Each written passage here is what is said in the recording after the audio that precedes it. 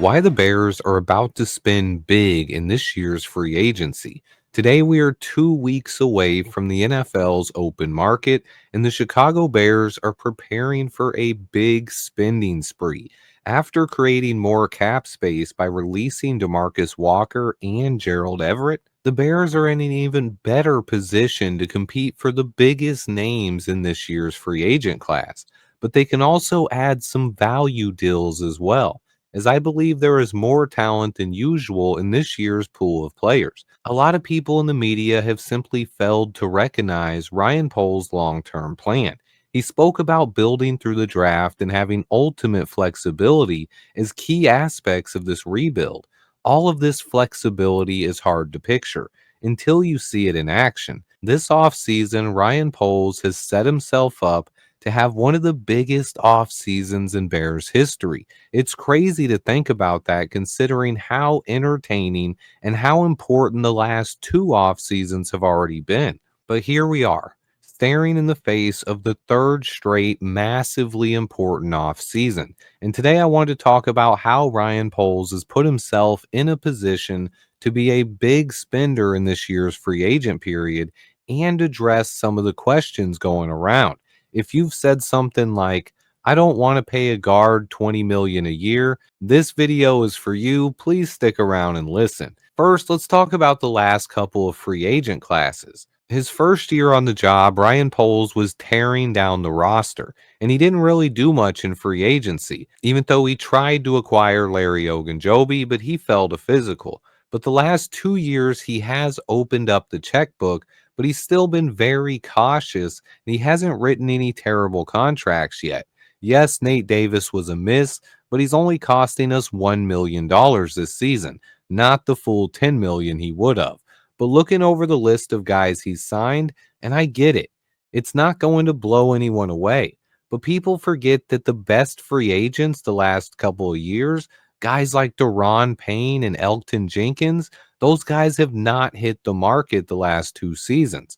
This year, I believe the free agent class is going to be the most talented one since Ryan Poles has been general manager. Looking at this year's class of potential free agents, even if some of these guys get re signed, it's still a really impressive group of players, and it's deeper than most years when it comes to free agency. So even if Ryan Poles hasn't hit a ton of home runs in his first couple of seasons during the free agent period, he has set himself up to do that this year. Trey Smith or whoever his top target is, he has all the flexibility in the world to go get that guy. And look, a lot of people will say, I don't want to pay a guard 20 plus million, or I don't want to pay a defensive tackle 20 plus million a season either. But here's the thing, guys.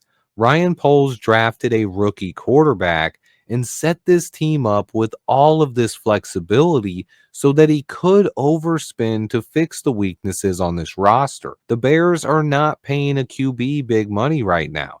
This is something they simply have to take advantage of while they have the opportunity.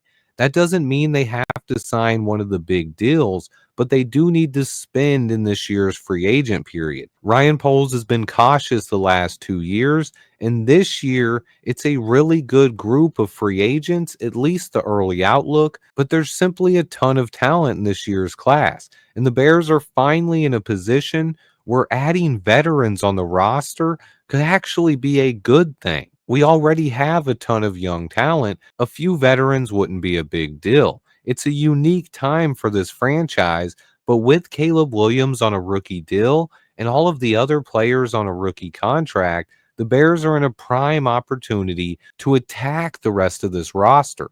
There are 18 teams in the NFL right now that are paying quarterbacks over $33 million a season. 15 teams in the NFL, nearly half the league, are paying their quarterbacks more than $40 million a year on average.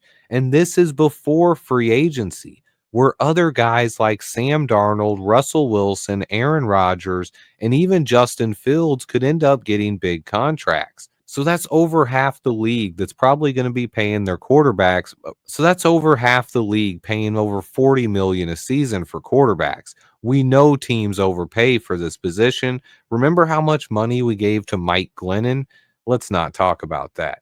But the point is, the Bears have 4 more years where our franchise quarterback, Caleb Williams, is going to be on a rookie contract. But on top of that, we have a bunch of other important positions also on rookie deals. Both of our tackles, Darnell Wright and Braxton Jones, as well as Karan Amagaji, but also Rome Odunze, Jervon Dexter, Tyreek Stevenson, and everyone we draft in this year's draft will also be on rookie deals. This is the time for the Bears to overspend if they're ever going to do it. And here's the thing, if we're going to overspend for a position, it might as well be in the trenches, especially if we want to spend on the offensive line, which has been by far our biggest weakness for a long time. So I get it. Normally, I really don't want to pay a guard 20 million a season either. But if ever there was a time to do it, it would be the 2025 offseason, where Caleb Williams is heading into year 2, and we are in desperate need of more protection on the front 5 of this line. On top of that, the Bears are loaded with cap space, flexibility, and draft capital, while also having a glaring need on the interior of this O line. And if you're talking about Trey Smith, our biggest hole might be at right guard. But if you aren't going to pay to fix the O line, at least do it on the defensive line, where this offseason you can find another edge rusher or an interior pass rusher to help this defensive unit. But that's just the thing, guys. Ryan Poles doesn't have to do one or the other this offseason. He finally has the flexibility and cap space to go with the draft picks to improve both the offensive and defensive lines. I think he's going to sign at least one player on both sides in free agency. And to me, that's the most important thing, that we spend money in the trenches. But I also think we need to invest draft capital in the trenches as well. But 2 weeks from today, we will officially be in the NFL's free agent period. We will be celebrating new Chicago Bears just 2 weeks from now. I'm excited, guys. On top of that, the NFL Combine is also officially underway.